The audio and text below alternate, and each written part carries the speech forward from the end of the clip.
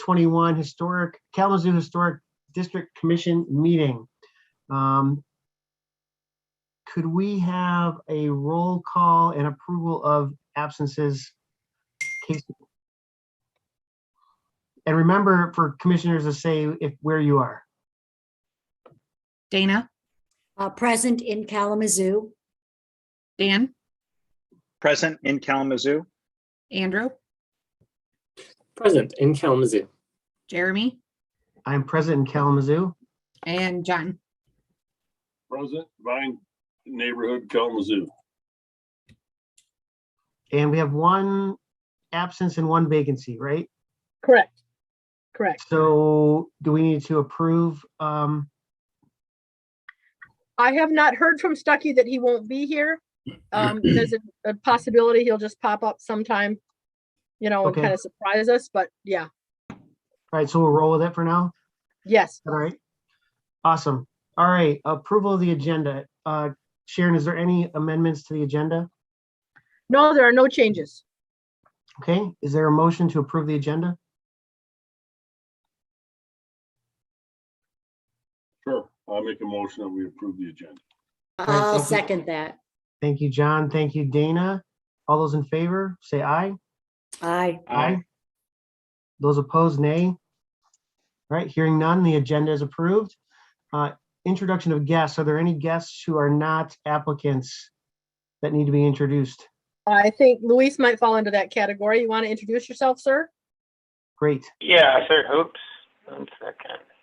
Oh, yep, I am talking. Hi, guys. As Sharon said before, I am going to be the new Historic Preservation Coordinator starting on the 28th of this month. Just finished up my master's degree in Historic Preservation at Eastern. Some of you guys might know me from before. A couple of years ago, I was working with AmeriCorps, and I did some note-taking for both the commissions, I believe. So glad to be back. I'm in Detroit right now, but I'm moving back on Friday to Kalamazoo. So Great. Welcome. Glad to have you. All right. Is there any public comment on non-agenda items for the commission? No public comments at this time. Thank you. All right. Disclaimer time. Sharon, this will be the last disclaimer you ever read. So I know you're going to hit it out of the park. I'm looking forward to it. Oh my. How tempting.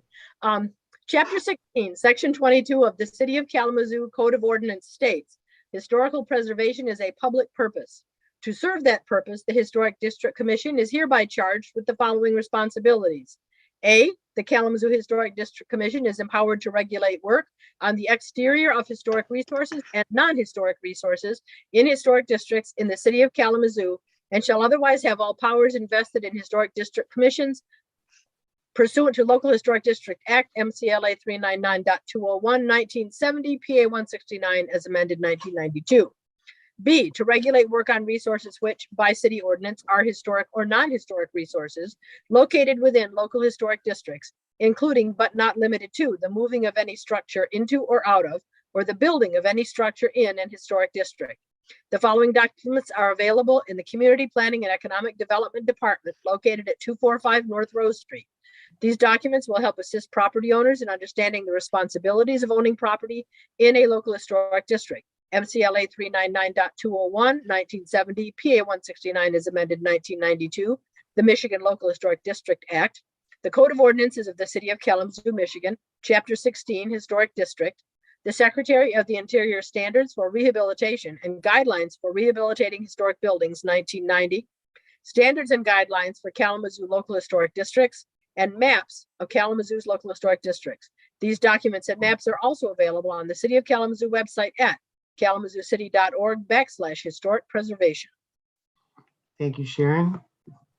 I don't know this for a fact, Luis, but I feel like that's got to be in the top 10 of the hardest things to do every month for the job. So I wish you luck moving forward. All right, let's get into the hearings. Old business, 202 Allen Boulevard. Do we have someone to present the case? Yes, Yes, sir. yeah. Can you say your name and for the record, please? My name is Colin Winfrey, and I'm with Character Exteriors representing the property owners for 202 Allen Boulevard. Okay. Great. So Colin, walk us through what you want to do with those dormers and why you think that Everlast is the choice that your owners have made. So just as a little bit of like from a historical standpoint, obviously there's been a lot of transition with building materials over time. I'm 36 years old, and in the last 15 to 20 years of my personal experience with construction materials, there's been a lot of transition, mostly for the focus to eliminate maintenance and try to add to longevity of these materials. There's also been a big push to maintain historical value. And the big benefit with Everlast products is that it does maintain that historical value, as recognized because it's been approved to be used in Salem, Massachusetts, and it's recently in the last 6 to 12 months been approved to be used on Mackinac Island in Michigan, two of the most historic areas in the United States, and those that are very, very specific about materials and cladding to be used on the exterior of residential properties. So the benefits to Everlast material is not just the fact that it doesn't need to be painted, it doesn't have to fade, there's no ongoing maintenance.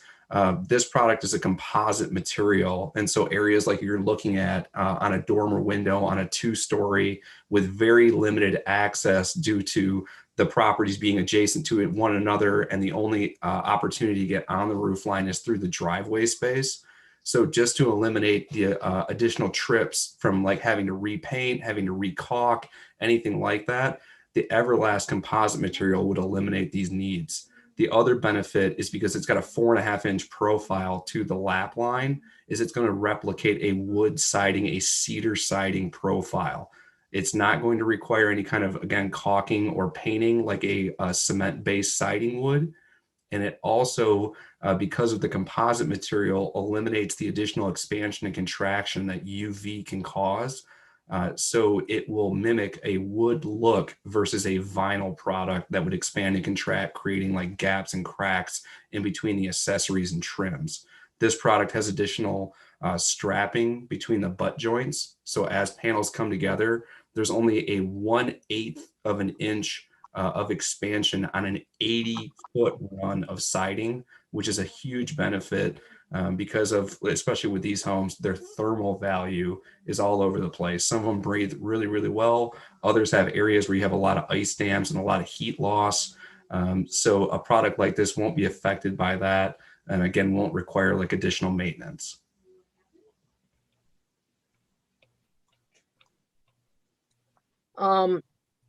I just a couple of comments. The stucco that's on this house, this is one of the rare stuccoed houses in Kalamazoo where someone has not already painted the stucco, because stucco is not meant to be painted. Sure. So the painting, having to paint it, you're still going to have to paint the trim that's there, the wood trim that's there. But the stucco areas would not have needed and have not had any maintenance for the last century. My big concern about this product, there's two.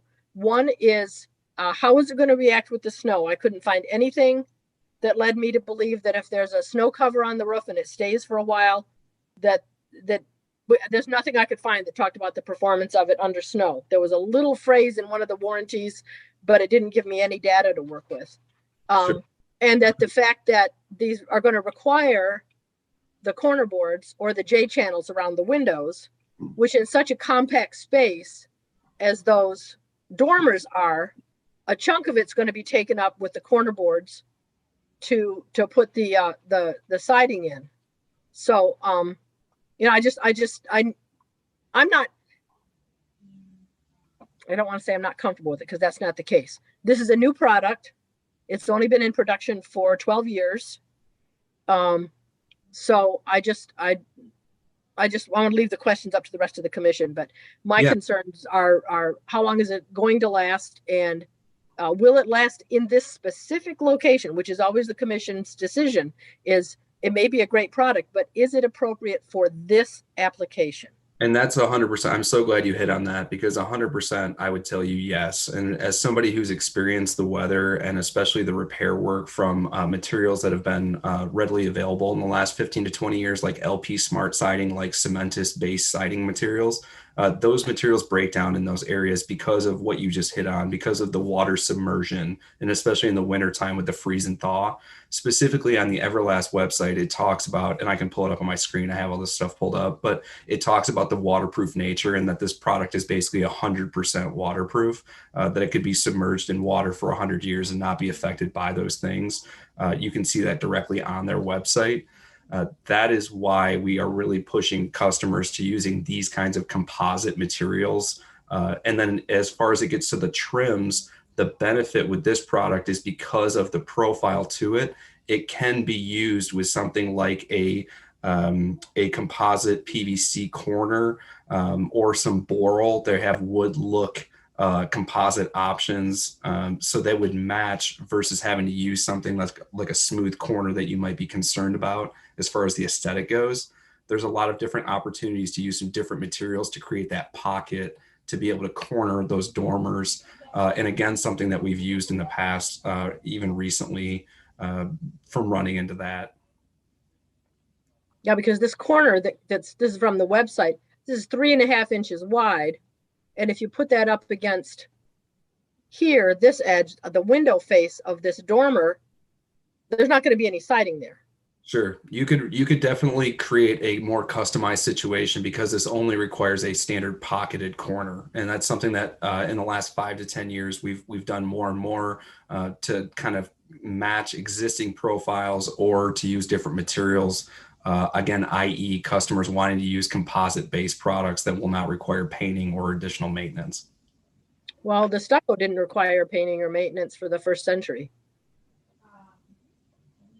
Yeah, what's going on with the front of the house? I know we're not talking about that, but is that's been that way since probably 1985, 1980. Because you can see the house next door, which was built at a similar time, has the double-decker porch. And there's another one a couple doors to the north that also has the same thing. And I think they just enclosed that. So that's long, because in the historic district, of course, it can stay as it is until the owner wants to change it. Sure. No, I see what you're saying. That makes total sense. Yep. Okay. Well, lap siding is incongruous with the original stucco. Corner board is going to overpower that small little run. If you got 3.5 each side, that at the corner, that overpowers it. And to what I saw, and I did make a site visit, it looks like a combination of grinder, maybe hammer drill, chisel. When the roof was put on, in order to get that step flash, and it's step flash, which is good, but it could have been just cut with it would have been a lot more acceptable if it would have been a straight chalk line run parallel to the roof pitch, and that was cut out of there with a diamond blade, and then a step flash, and allow that to run, and then maybe a piece of redwood or cedar put in there, and you would have been able to keep all that original stucco. So I mean, to me, the lap side is totally incongruous with what's there. Yeah, I mean, that's ideal, 100%. But working with these older homes, and I'm sure everyone on this panel can agree, you have to unfortunately take what they give you. And a lot of times, and with the amount of deterioration that was in place, especially in this situation, it just wasn't an opportunity that we were able to achieve. I mean, that's absolutely the goal, to be able to just use a trim board and finish it in that manner. But in this situation, especially, there was just a lot of deterioration in these areas. Yeah, the stucco on many parts of the house had deteriorated, and the dormers not being able to levitate very well. I wasn't able to see all of the stucco on the dormers, but some of it had deteriorated. So, but I agree, that is the ideal situation, is to run a trim board in that manner. Now, do you know, Colin, is there any product from this company or another company that would be a smooth surface or a stucco type surface that could be used? Instead of because the clapboards add, they add a horizontal line that was not there before. And there's no place else on the entire house where there's that type of siding. Definitely different materials available. The only concern at that point might be the sheen and finish might be a little less realistic and a little bit more composite or PVC looking at that point. The benefit to the Everlast is it does have the graining profile, but it's a very muted profile, and then the actual sheen to it is very much more like an eggshell or a satin, so it doesn't gleam in the sunlight like a vinyl siding would.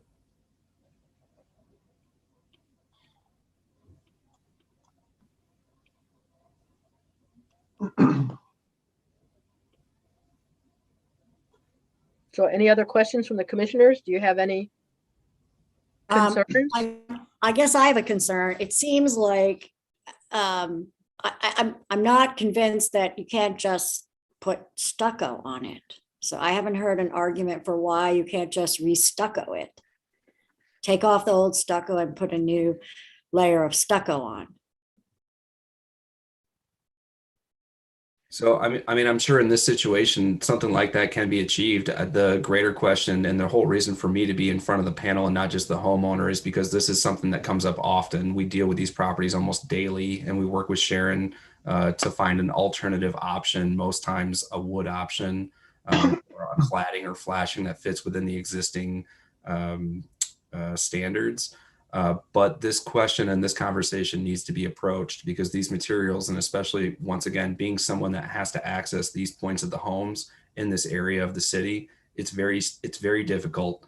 It's a safety concern. It gets to be cost ineffective. What you often wind up seeing, as I'm sure most of you already know, is people wind up hiring inexperienced people to perform some of this work just due to cost to get some of this stuff done. And that's certainly not a position we want to put homeowners in. We want to put products up that are going to have longevity to achieve not just the aesthetics, but also like the utilitarian need that they are hoping for. So I don't disagree that on this property that could certainly be achieved with the stucco. But this conversation needs to be broached, not just for this property, but for others. And again, that's the whole point of me being here to bring up the material. Actually, Colin, the commission's charge is to make individual decisions for each individual property. Sure. They're not, none of the decisions the commission makes are precedent setting. That's just the way the process works. Okay. And in this case, there's another thing that I think the property owner is going to want to know, and that is with the return of the Michigan Historic Preservation tax credit. The tax credit works, it's all or nothing. You either do it all right or you don't get the credit at all. So something that seems as minor as, you know, putting the Everlast on these dormers could mean that they can't take the tax credit for the furnace, the electrical rewiring, the repair of the plaster inside, the roof that they just put on. And that is worth 25% of the cost of all the work they plan to do on the house.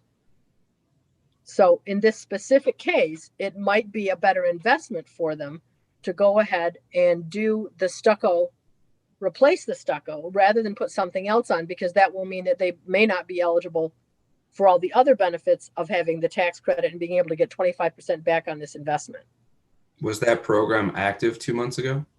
The way that they have decided it's working is it's going to probably go live in the spring.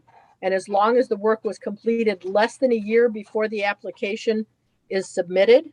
So the work was completed, I think the roof was done in early October. They should be able to submit for and get the credit for the roof, as well as other work that they want to do on the inside and the outside of the house, including other stucco repair, repointing, all the other things that this house is going to need.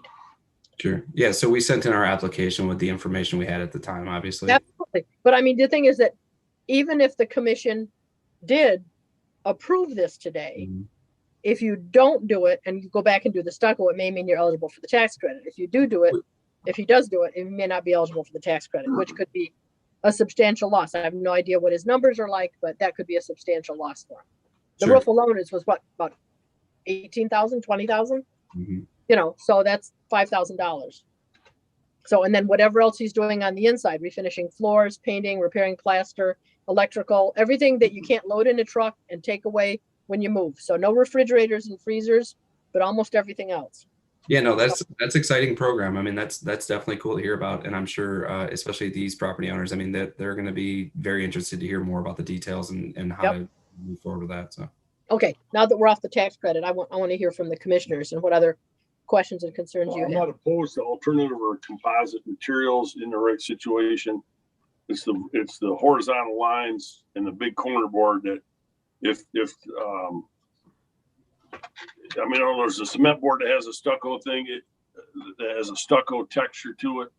If you could get that more, if you could get more of what that original look is, even with an alternative material, I think I'd be a lot more comfortable with it. But right now, you're totally changing everything that was about every one of those dormers, which is a huge feature of that home.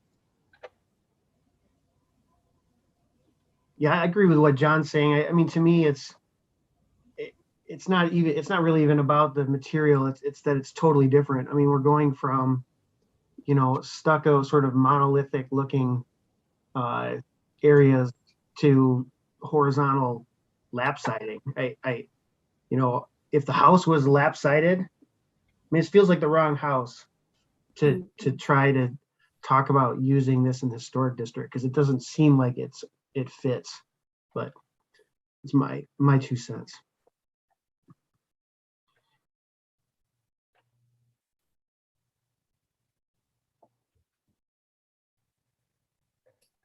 Is there any other comments, commissioners? I would just say that in this situation, in this specific situation, it seems like the repairs could be done with stucco, and I would just like to see it done in the original material.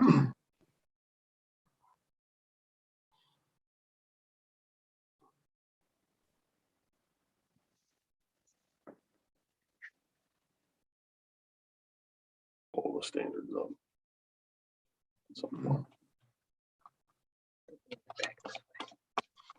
Standards are right there. Is there any public comment on this case? No public comments at this time. Okay. Further discussion, commissioners? Questions?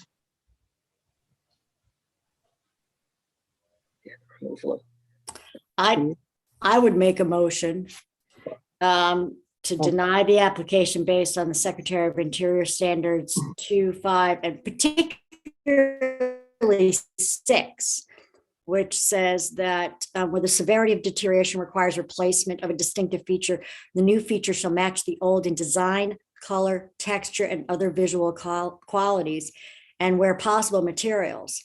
And I think the stucco material is available, and I think that the proposed siding, while it sounds interesting and maybe appropriate in another use, does not match the old in design, color, or texture or visual quality. Second that motion. All right, so Dana made the motion. John, right? You seconded the motion? Seconded the motion.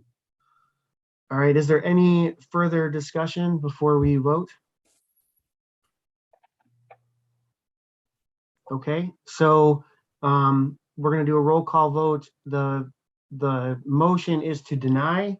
So an affirmative will be to deny, and a negative will be to not deny. So hopefully that makes some sense.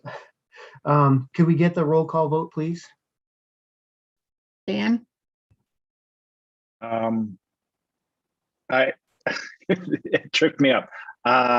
Yes. John, Yes. Jeremy, Yes. Dana, Yes. Andrew, Yes.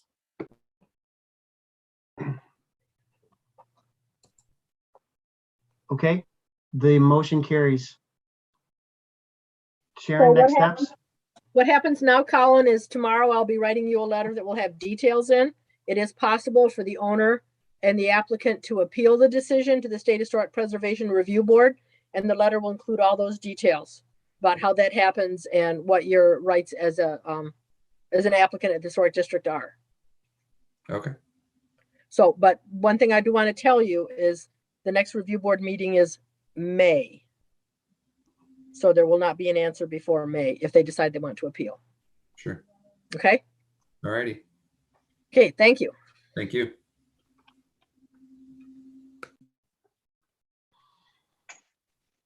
Okay, next is 615 Potter. Do we have someone to present the case to the commission? Yes. Ted Reinbold.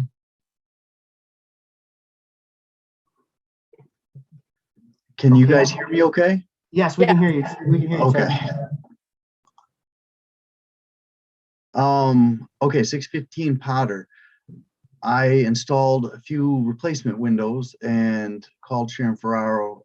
She came and looked at it, and we came up with a collective solution that would be okay to move forward with what I have going on there.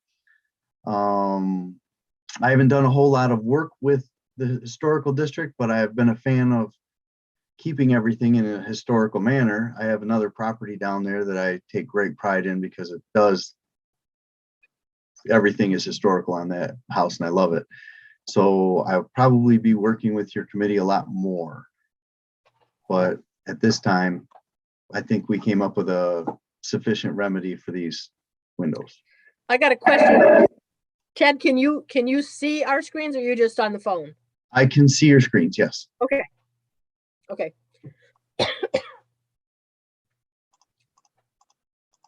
Can So we, I was just saying, can we walk through what's actually going on? I guess it's not clear to me. well, this this is the house on 615 Potter. These Mhm. three windows with the big white arrows have been replaced with vinyl windows, and then a simple single monolithic screen that goes over the top. And you know, I don't know what the condition of the original windows was. Usually before windows are replaced, we have a site visit so I can take a look at the condition of the original windows.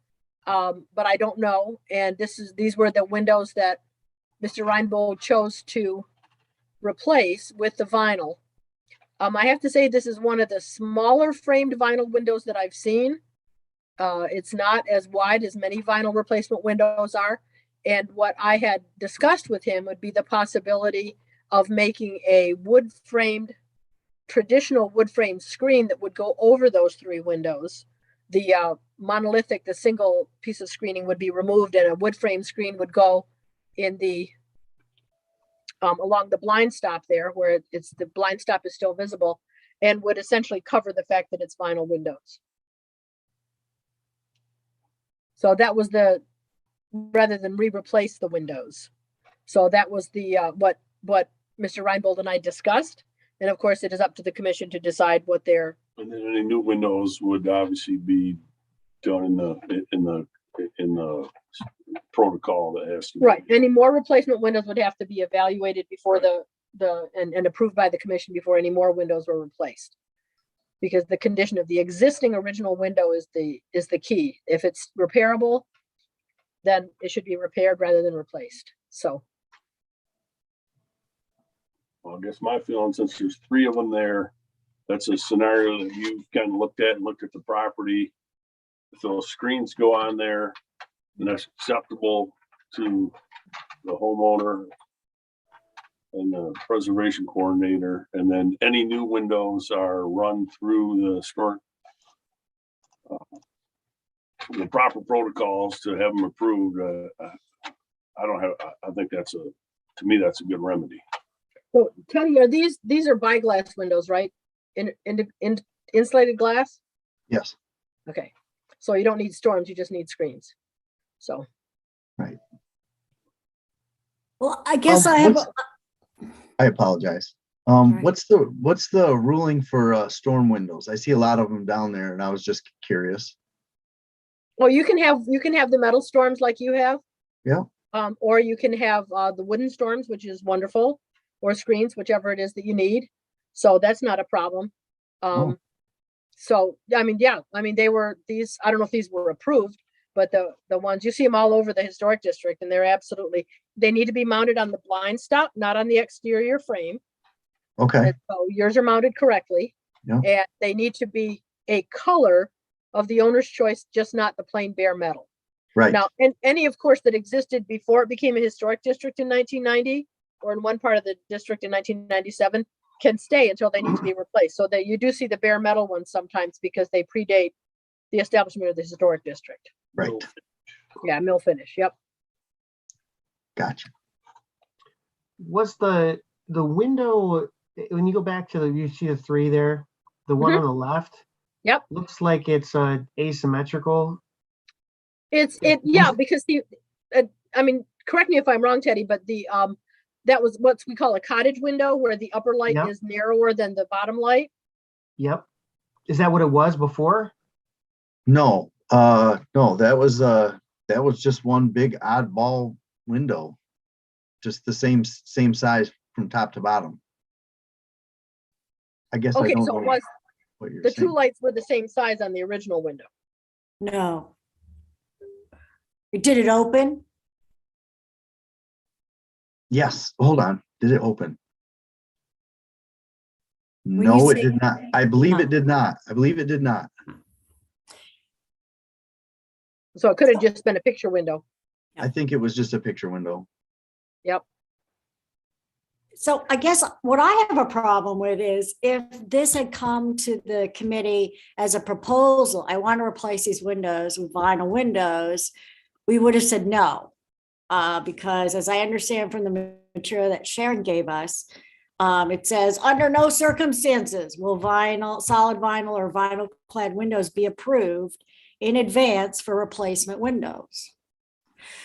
So I just don't see how I could vote that this would be okay just because the person didn't make the application originally and just went ahead and did it. If you put the wood, I don't know if we're talking wood storms or wood screen, The- wood Wood frame screens. With screens. If our policy state.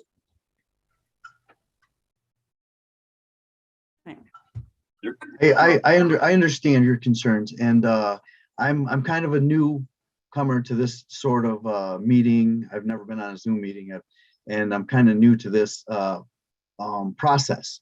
So in the future, I will absolutely be filling out applications for anything that I do on the exterior of any of the houses that I have downtown, and getting prior approval and sitting in on the meetings and that sort of thing. As for this one, I agree with the covering with a nice frame and screens, because the screens are nice. But moving forward, yes, I absolutely understand and will be filling out applications and going before the committee to move forward in any way.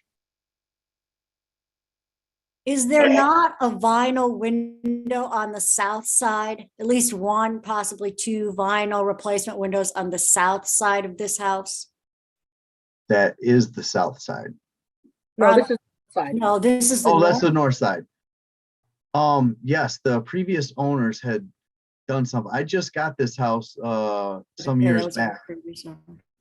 and the previous owners have done some work to the house. I haven't done a whole lot of the work myself, actually. So I'm just kind of starting to dig into this house. It's on an offshoot street, little Potter. Yeah. It's a neat little house, but it definitely needs a little sprucing up.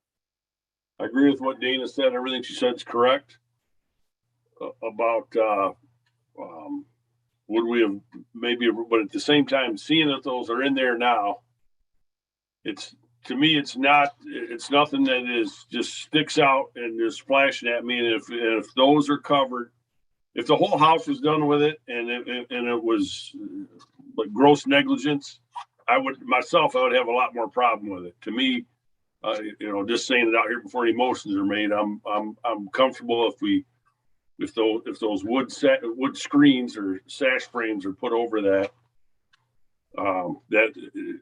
and everything else is done in the proper protocols on that house. To me, that's not a deal killer. Myself, that's obviously just throwing it out there. I'm working with a contractor named Chris Hughes, and he's actually redone some historic houses down there and moved one. And I talked to him about the situation, and he agreed 100% that he could put something up there to kind of match the historic look of the house per Sharon Ferraro's request of the screens. So we can make those as nice as I can get them for that house.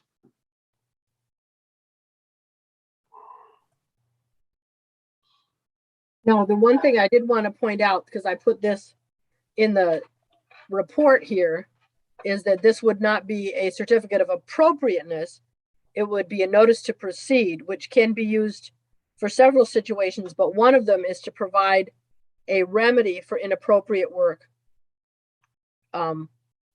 So it is something that we would not be considered appropriate. So it will not be classed under appropriate work. It'll be classed under a notice to proceed. Okay. Well, and this feels like I can hear Sharon's words from the previous case talking about how these decisions are not precedent setting, right? And I feel like that's important to remember, because I know I often think about them as that, and I have to remind myself that they are not. Right. I was thinking through, I've been reviewing all of the work that I've done over the past 20 years, and there were some similar situations, but this has to be for this house. Is it appropriate on this building? Right. So Dana, I agree with you. And I feel like in this circumstance, the words that we have in front of us here are helpful, because they remind me of what it is that we're actually making a decision on. We're not suggesting that this would be a thing that we would hope people would continue to do. But this is a way that we can help when something goes awry a little bit. Now, one thing I did not put in the motion that I put together was that the commission may add a deadline date. Since it's a violation, you may add a deadline date for the work to be completed. So if you said must be complete by December 31st, 2022, or whatever that you decide, that would be appropriate. That would be acceptable to add that. I would agree with that. That'd be fine.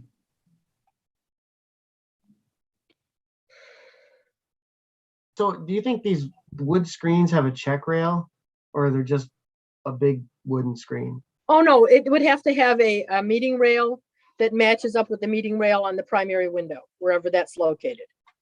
Just like just like the old fashioned ones do. So it won't be just one big screen with a wood frame. It should have a meeting rail in the center, or wherever it's appropriate, because there are two different locations there.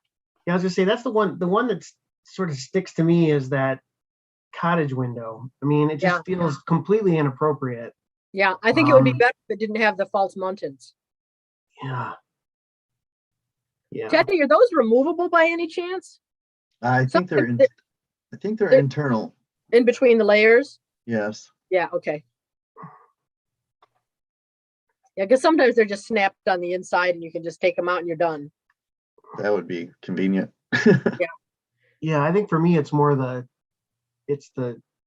asymmetrical sashes, right? It just feels, I don't know. I mean, and the screen's gonna match it. I don't know. It doesn't feel quite right to me, but we had discussed a darker sheen of screen to kind of mask the window itself. So, and given where that house is, I doubt anyone's really going to notice it or see it. That's kind of my take. If it would have been the whole house, that is not an elevation that is just saying, hey, what the heck happened there? And I think, again, my opinion is, moving forward, everything will be done in the manner that it's supposed to be done. But to me, a remedy would be, you're willing to do, take some corrective action now without actually pulling those 3 windows out of there. Absolutely. And look forward to going through this actual process for anything that I do in the future, now that I'm kind of getting into it. Yeah. okay. Do we have any public comments on this case? No public comments at this time. Thank you. Further discussion? I'll make the motion to approve. I just got to see what standards Use are. this one. Number 2. You want to use, yeah. All right, I make motion to approve. Let's based on Notice to proceed for this on number project. 2. It's on start. Okay, we're doing the commission action then. Right. Notice to proceed for this project approve of any final details to be delegated to historic preservation coordinator. We don't have to choose a standard, but Right, just okay, notice to that's, proceed. that's what I was. So, yep. I will second that motion. This is Andrew. All right, thank you, John. Thank you, Andrew. Any further comment before we vote? All right, hearing none. Casey, can we have a roll call vote, please? Jeremy, I'm going to say yes. Andrew, Yes. John, Yes. Dana, Yes, Dan, Yes.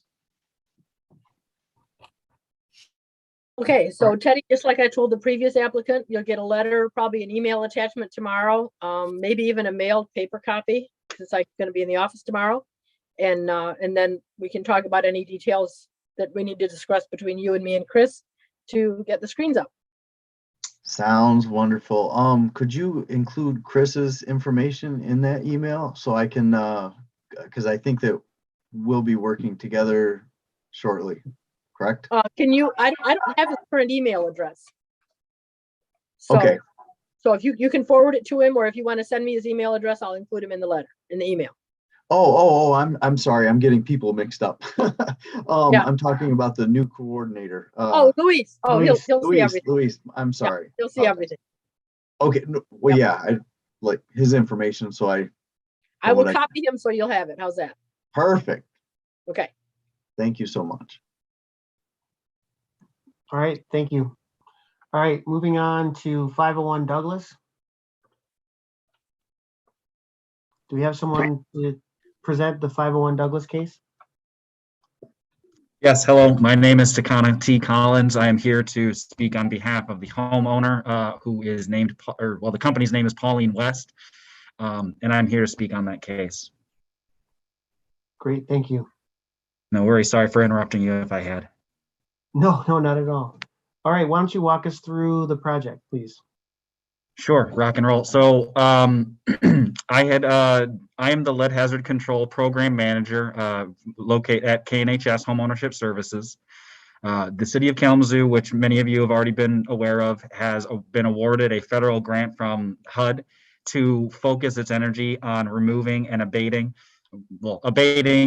the controls or full abatement method.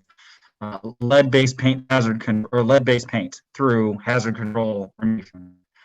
To that, we have this project here that we are looking at trying to remove and replace the windows on as a means to solving the lead hazard that has been presented in the home.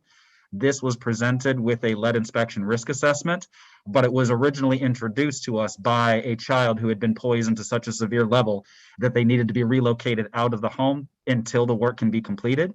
And they had to seek a hospitalization for medical treatment.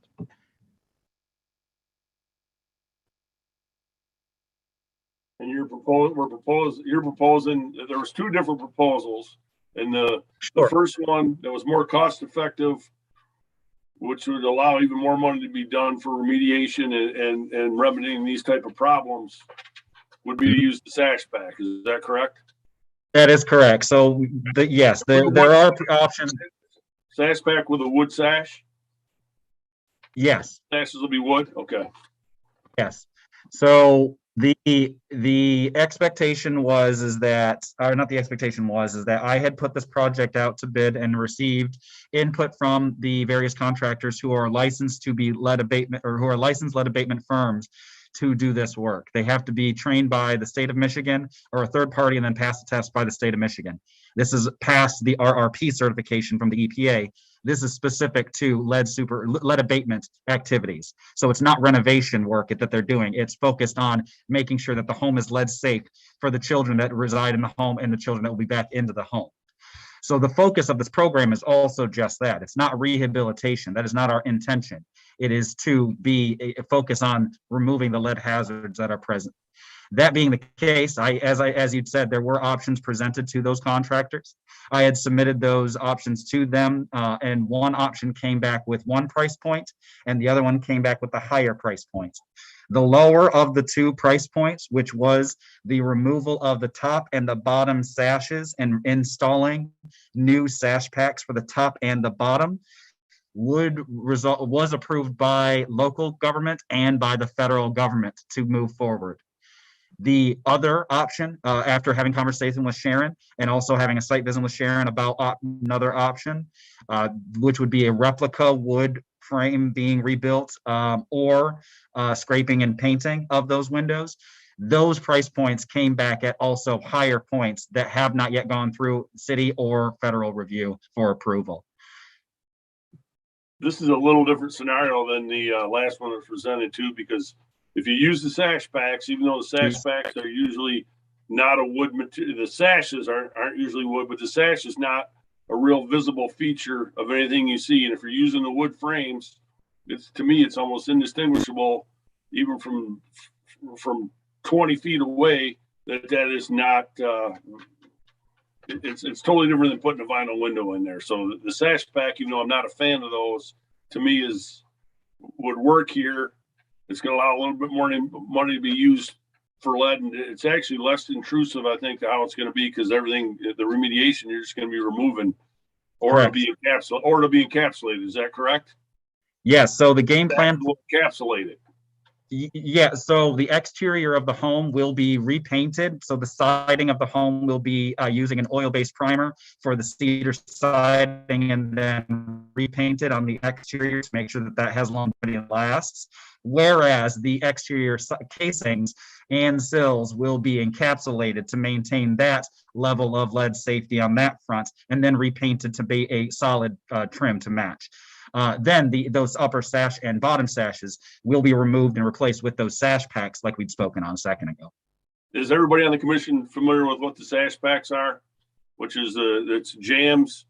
The jams are set in there over the existing jams, and then the sashes will be wood, which would look like any window that we would approve. So really, the only element of this that is not really historically correct really would be those sashes, which are just pretty much a right angle to the front of the house. Right. Yeah. I mean, there's some really good sash packs out there now. And the thing in this case is that we're removing sound windows to put in windows that don't have lead paint on them. The lead has a huge thing to play. Now, T, did you get any sort of feedback on whether there's any way that the original windows could be stored in the house and then be there for the next owner, double bagged and everything? Yeah, so unfortunately, there's not a safe place for those to be kept in the house once they're removed from the house. Yeah, pretty tight. Even if we were to look up yeah, it's pretty tight, and everywhere in that house, when we walk through, almost every usable inch has been used. So, and also, and I may have mentioned that this household is not a traditional nuclear family. So they have multiple generations in this household. So they have many family members that are, again, spread out throughout this household. But yeah, I when we had walked through, again, they are beautiful windows, no ifs, ands, or buts about it. It's unfortunate that they have been tainted by lead-based paint on the exterior sashes. Replacing them is not ideal for the integrity of the historic level, but when it comes down to making sure that it's safe for the child, that would be the best option. Per Sharon's recommendation, I have sought out another individual in the city of Kalamazoo who crafts windows from scratch and then has wood and like standard of the windows that were already installed. He priced out for me the complete job, and unfortunately, the price point for the sash pack versus the price point for the replacement of the windows is near comparable. And I have yet to present that to the contractor in concern for him, because he would not make any money, let alone he would lose money on the installation for other supplies that it would take to install those windows in the first place. I don't want to go too into deep detail about the bids, but I'm welcome to do so if you'd like. I just want to say something though too, because unfortunately, or just the way it works, the Secretary of Interior Standards price points on any one of these things we look at is not supposed to enter the equation at all. It's just what the historic integrity is, and based on this, the standards that we're trying to present. I'm going to say again, as somebody that's familiar with this, with Sash packs and these things, I'm not a fan of the Sash packs. It's not from an aesthetic point. It's from, it doesn't matter why I'm not a fan of them, but to me, it's not very invasive. It's going to be really tough to even tell those are in there with those wood sashes. It's a really minor detail of something that you're not really going to tell unless somebody knows what they're looking at, and close inspection is going to tell that it's not historically accurate. So I think that is, to me, that's a good option. The Sash packs aside, though, even with those, the new windows will look like the old windows, right? We're not Absolutely. talking about not having the same divided lights and those types of, the same patterns. Correct. I am requesting that the contractor who does the work replace the upper sashes with the same 4 panels, just the same, the 4 lights, just the same. And then the bottom sash, keeping that just the same with the openness of that too. So well, 4 on some of them and 3 on some others. Okay, yeah. So, I was just going to ask if we only talking about the porch, but yeah. Okay. No, we're not talking about the porch at all. Am No, I correct? Just the sorry. house, the porch. Correct. Yes, it is only going to be devoted to the replacement of the windows that are in functional order on the property in the house. The reason being is because the exterior windows, or the windows that are on the porch specifically, are not functioning lead hazards, though they are lead hazards in the fact that they are peeling, chipping, flaking paint. They are not frictionable surfaces, not warranting my eye for replacements. As such, we're going to keep them and encapsulate them properly and then repaint properly. Okay. Not we, the contractor selected. Yeah, right. All right. Thank you for that. That was good. Any comments, commissioners, conversations, thoughts?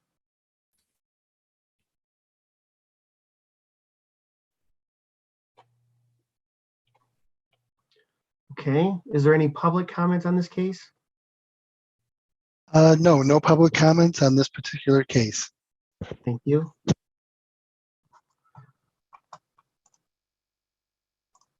T, can the windows be, if they're not, they can't be kept on site, but can they end up someplace like Heritage Company rather than just be crashed? Yay! Okay, good.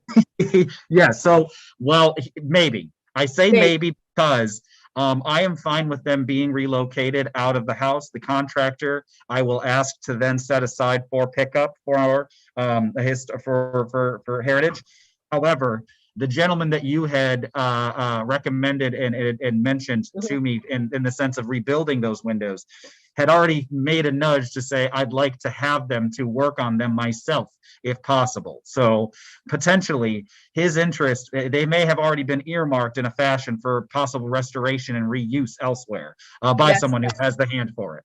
Yeah, just the idea is just that they not end up going into a dumpster.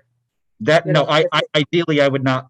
I would ideally not have that happen. My goal is to keep them away from the family in a lead hazard fashion, but not to disrupt the integrity of them. Nice. Destroy the integrity. Worry, not disrupt. Destroy the integrity of them.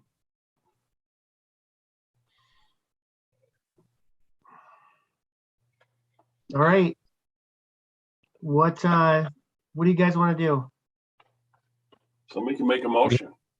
Sure. Well, motion on which option? That's really kind of what we're looking at, I'm guessing. So I guess I would look at option 2 is what would probably be appropriate for what we've been discussing.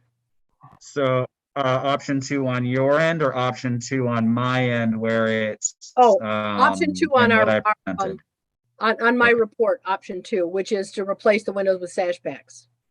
Fantastic. Okay, I have a couple screens up and I wanted to make sure I was reading the proper one. Thank you. There we go. All righty. Yep. All right, I'll make the motion. I'll make the motion that we approve the sash packs Option 2, I'm not gonna read the whole thing out unless I have to for the record. Do I need to read the whole thing out? Mhm. Okay. I'll make a motion that we approve the Sash packs.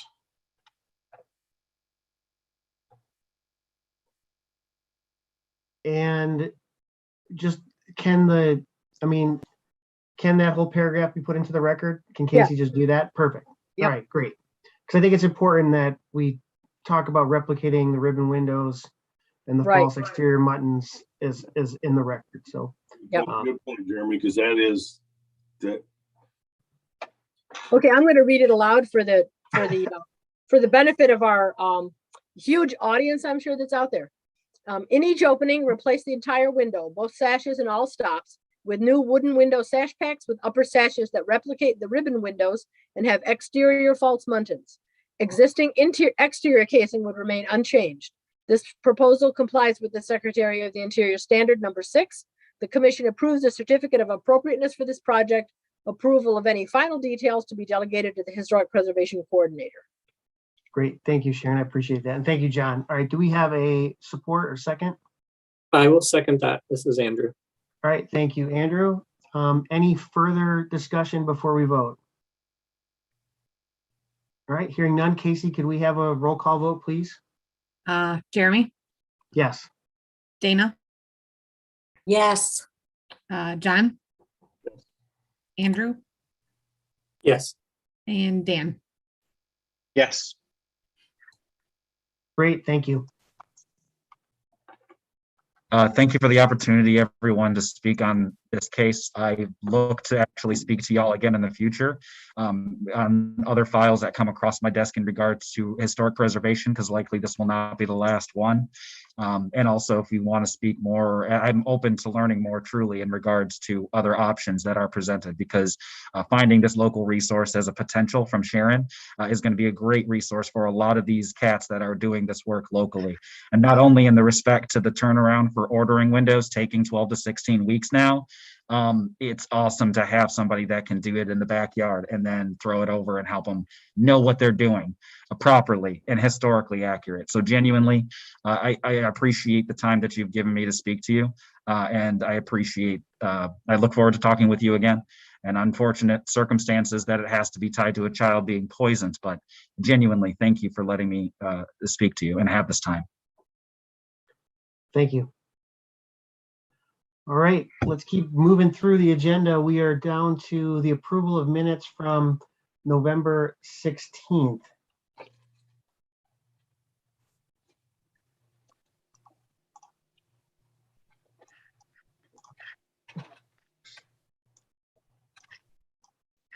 Is there any discussion on the minutes?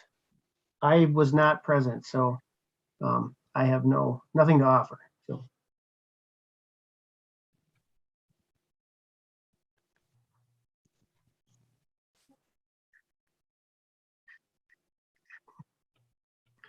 Okay, is there comment on the minutes or a motion to approve the minutes? I'll move to approve the minutes. Thank you, Dana. I'll Is there a second that. Thank you, Oh, sorry. Dan. No, thank you, Dan. All those in favor, say aye. Aye. All right, those opposed, nay. All right, hearing none, the minutes are approved. Let's see, administrative approvals. Anything to report, Sharon, to the commission? Nope, nothing unusual. Things are beginning to slow up a little bit, not surprising this time of year. So there were just a few. Houses are changing hands though, even this late in the year. I'm kind of glad to see that. Good. So and several of these, I think three of the 10, so 30% were to be owner occupied houses in Vine. So they got the notice. They also get the notice automatically about the NEZ. This is on the report. I wanted to show you these pictures of this house. This is at 409 Park Place. The owner is planning rehab. They've already gotten approval for a roof. The previous owner, this just changed hands literally in the last 8 weeks. And the previous owner had wanted to demolish it and rebuild on the site. And he sold it, and he's decided that the people that bought it have decided they want to fix it up. So we may be seeing something from these folks, because the worst damage is on an addition that went on probably sometime in the 1960s. So they may decide that they want to just not have to fix that part and just take it away. So I've had an interesting discussion with them, and I'm hoping we see them sometime in the next couple months to get this house back up and repaired, which would be really nice. Great. So then the two big things we're left with that we need to discuss are beginning next month, our meetings will no longer be virtual. They will be in person in the community room, unless we decide that we want to continue streaming our meetings, live streaming. And that would mean that we would need to meet in commission chambers. We can do either one. We are not one of the, I think there's 4 commissions that they really want to continue to live stream. Planning Commission, ZBA, City Commission, obviously. And there was one other one they want to continue to live stream. We're not on that list, so it's really a choice that this commission can make. Either way, we would be there. You know, all of the commissioners would need to be physically there, either in commission chambers for live streaming or in the community room for not live streaming. And if we go with not live streaming, it'll be just like the meetings we had before. It will be, you know, the applicants will be there in the room with us. We'll have the big screen to show things on, all that kind of stuff. Sharon, go ahead, Dan. No, go ahead. Oh, No, I'm no, sorry, you- Jeremy, but I was just curious if that can or should be tied at all to the COVID numbers that seem to be not that great right now. Well, we won't be making the decision. The thing is, right now, the governor's order expires on the 30th of December. So we have to go back to in-person meetings for the appointed or elected commissioners, okay? That may change depending on what happens, but so we're making the assumption, and the city is asking us to make the assumption right now that we will be meeting live. And so the question is, do we want to live stream or do we want to just be in person without live stream? Sharon, I have a question just on Yes. my end. When you say live stream, does that mean I'd be able to listen and rewatch on YouTube? Yes, you would be able to listen and rewatch on YouTube, but I believe you would need to be physically there during the meeting. Okay, that's fine. I'm just saying for me, Yeah. I like taking the notes from a live stream than a recorder. Oh, yeah. But that's just my personal preference. Yeah. Yeah. So that's Yeah. just my little input for it. Okay. Appreciate that, Casey. Yep. Sharon, do you, I guess, have any, I mean, have you had any feedback over the last year and a half about the meetings being live streamed? I mean, is it just like going out into a giant black hole, or I mean, is it doing anything? I mean, I think live streaming is great. I just don't know if anybody watches. Well, I don't know if they do either, but the nice thing, as Casey pointed out, the nice thing about live streaming is that if we get an applicant who says, well, I don't know what Historic District Commission meeting is like, we say, well, go to Facebook and watch it. So Yeah. you can see what a normal meeting is like. But at the same time, I know that I think in all the meetings we've had, I think we might have had, and this is for 2 commissions, so we're talking about 36 meetings. I think we might have had 4 or 5 live comments where someone called in and actually had a comment. On one of the HPC meetings just before the last election, we had like 60 comments from someone who was making comments more about the political situation than about us. But nonetheless, you know, so I mean, I think there's some real benefits. I like the transparency of the live stream. Sure. But it's not like we have a big audience either. Yeah. I have a question about if we're meeting in person Mhm. and it's live streamed, Mhm. could people, if they wanted to, could the public come to the meeting? If Oh, they wanted absolutely. to? Oh, So I like the live stream because it gives the public 2 options. It gives the people the option of coming to the meeting and voicing their comments, and it gives the option of phoning in if for some reason they can't get there, don't feel comfortable for health reasons, or just, you know, can't Mhm. show up. So I like the fact that that would increase the opportunities for people to participate. Do you think we'll have a challenge with getting that room? Or No, I don't think so. I mean, right now it looks really promising.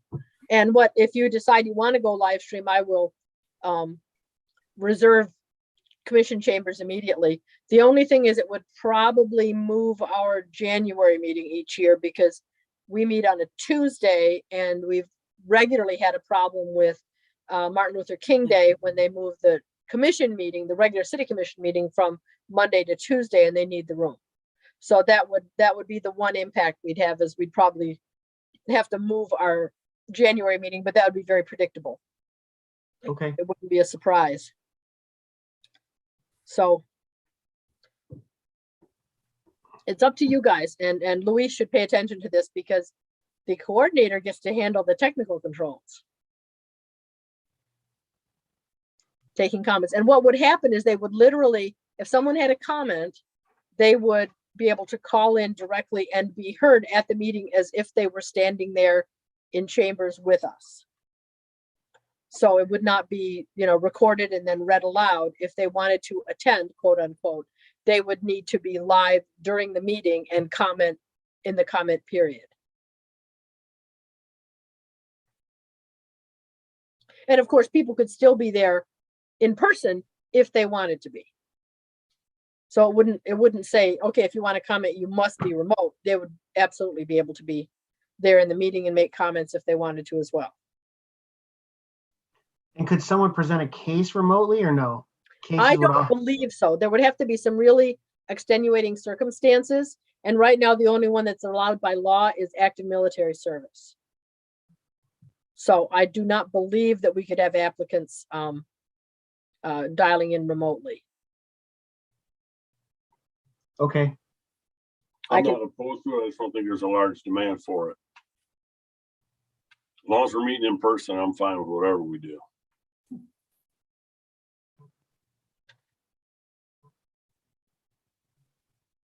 I will ask the question of whether they can present virtually, but it won't change the fact that we need to be there and that kind of thing. So, and we need to make a decision tonight because I need to get reservations in to the for chambers if we decide we want to meet in person or and live stream. And I've already got the room reserved for not live streaming. I've already got the community room reserved for the next year.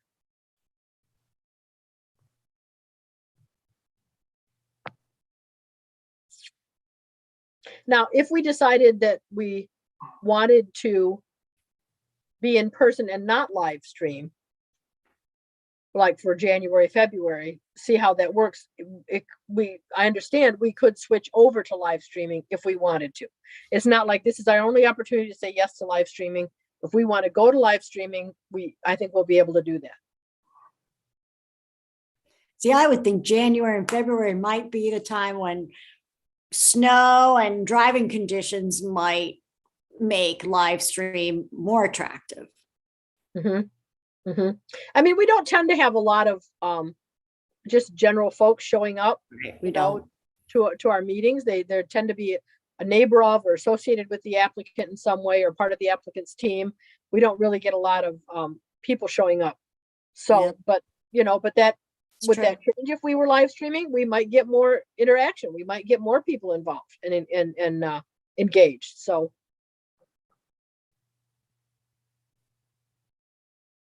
I guess I don't see why we wouldn't do it unless other people feel strongly against it. But and we could try it, and if we decide we don't want to keep doing it, we could also stop doing live stream. This doesn't commit us to, for the next 3 years we're going to have to do live stream. Right. This means that we have a choice, but we can't switch back and forth. If we switch, it's going to have to be from one to the other for this foreseeable future. So we could try it, or we could try not meeting in person, just not live streaming. I mean, either one. It's up to you guys. You get to vote. I make a motion that we live stream our meetings. I will second Dana's motion. all right, thank you, Dana and Andrew. I guess we're voting, huh? So let's do it. Let's vote. Casey, Jeremy, I'm going to say yes. Dana, Yes. John, Yes. Andrew, Yes. Dan, You say Dan? Yeah. Yes. does Luis have a say in this at all or no? So, You didn't know that. Okay, great. I'm excited. okay, so the other thing is this has come up. I was having a discussion after our last meeting, and we were talking about, I think it was it Dan and someone, and we were just talking about some of the issues that presenting to us. We've had alternative materials. Today, obviously, we had the lead-based paint hazard. And I remember that back in 2015, the commission did a part day retreat. It's about 6 hours where we talked about these issues. No decisions made. It's not a public meeting. It's kind of like just a retreat for information. And I thought that we could do that sometime in February, maybe on a Saturday afternoon. It would probably be in person. We would probably do it. I'm hoping we could do it at our meeting room at my building, which is this absolutely massive, huge space. I mean, it's a meeting room. It's twice the size of the community room. It's just huge. So we would be able to meet there and have lunch and just talk over the 3 issues that I thought would be worthwhile. Would be sustainable energy, talking about how does geothermal solar panels and wind turbines fit, alternative materials. And I have literally a large rolling container full of alternative materials that you can, show and tell, touch, compare to I've got original materials that match most of them. So you'd be able to compare original historic materials to some of the new materials. And then also talk about the lead-based paint hazard and how that fits into the historic districts. What is the issue? How can it be resolved? What are other alternative treatments that might possibly work? That kind of thing. So I just thought it might be worthwhile, and I can lead this, Luis, this isn't going to be an issue, to lead a retreat and just give you guys a chance to talk over and ask questions when we're not in the middle of a meeting. And that way I don't have to provide like a 6-page briefing. You guys can all know, have the same thing and ask questions and everything else. And if you like that idea, we can get it scheduled for sometime in February. I like that idea. Yep. Everybody likes it. I would love that. Because I really feel like every time someone brings to us the alternative materials, my gut instinct is just no matter what they say, to be honest. Yeah. And I think that with the growing rarity of some materials, we want the right thing. We want to do the right thing, but there's nothing that's being made that's available today without going to like 16 different salvage yards that is going to be a replica. So I think this is something we need to discuss. And I didn't make a point. It was I don't know how many months ago. It was a front porch in Stewart, and they presented an alternative material that looked. And I think I made a motion. It was shot down, which is fine. But I don't think I was clear about why. I'm not saying embrace them, but I think we're going to have to look more and more. And that would have been a good test case, I guess, because we're not setting a precedent by using it. But that was a high quality material with a qualified contractor that was trying to do it in the right way, and that would have been a nice thing to see how it worked. I think it would have pulled off really well, and I didn't really make that point at that meeting. And I'm not saying carte blanche to alternative materials, but I really think with the not the unavailability, but with there's less and less of some of the stuff that these places were originally built with, and it's getting tougher and tougher to get.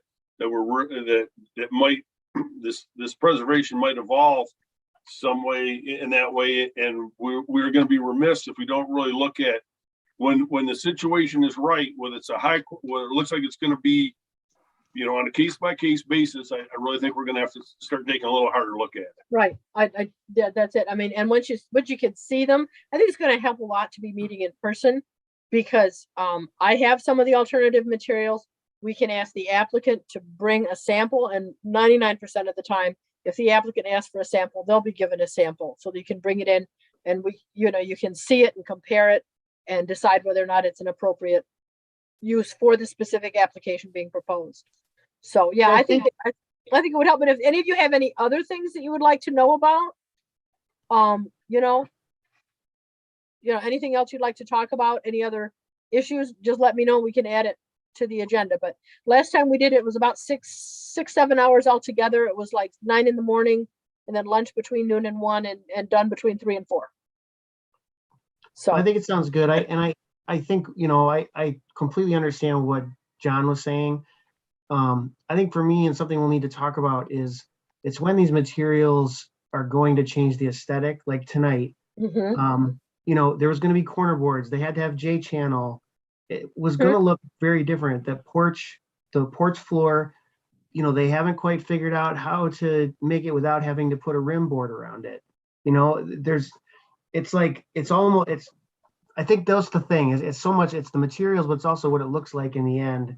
And a lot of these alternative materials are going to make it look different just because of how they have to be put together.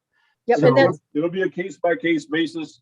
I just want everybody to try and keep an open mind, depending on the situation and the material and how it looks like it's going to be installed, to not just negate it just Sure. because it's an alternative material. I think we're really going to have to open up a little bit about some of that. I'm not go off the rails on it, but Right. we're going to have to give it some serious consideration. Yeah, I think that familiarity with the materials will be a real asset.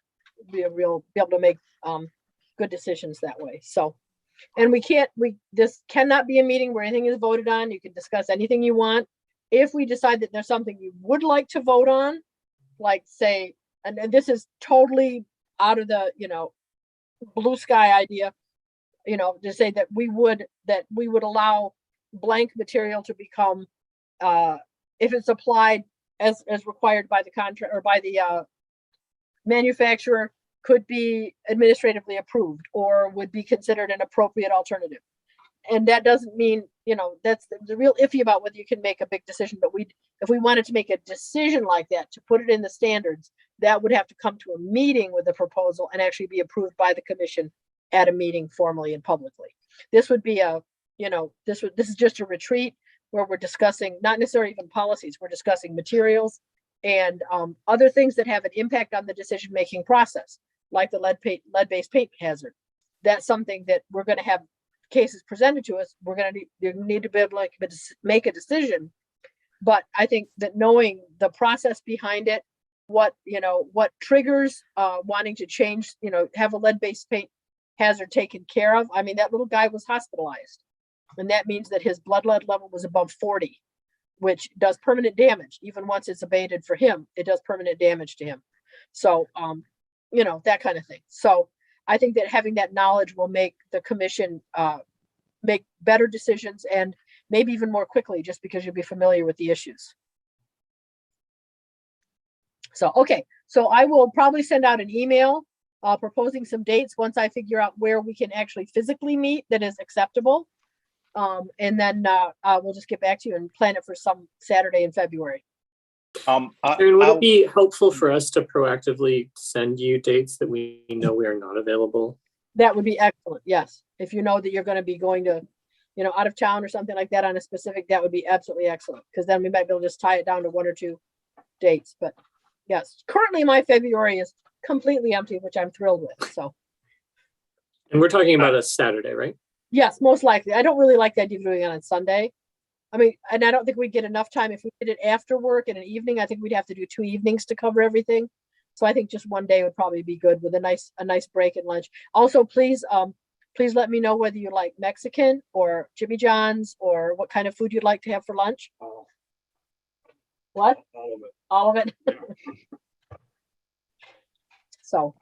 I was going to just say that if you guys do need meeting space, the top floor of my building is available.